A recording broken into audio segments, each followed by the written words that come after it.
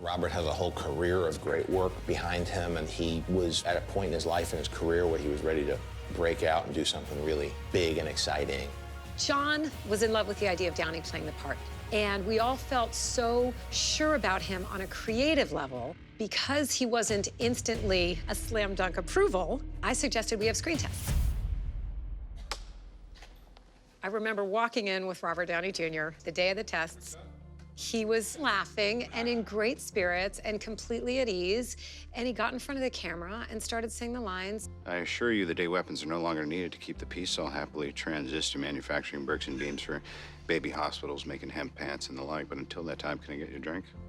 I don't want to call it an out-of-body experience, but it was one of those rushes that I'm sure like somebody would feel if they're about to play a big sporting arena, playing for the ring or something like that. It was just like, am I gonna pass out or am I gonna nail this? On that day that Robert screen tested, it was clear that there was no one else who can play that part. It was magic. It was exactly the feeling as a casting director with Kevin, with John, with everyone, that we all wanted to have that feeling like we have it. This is it. This is Iron Man.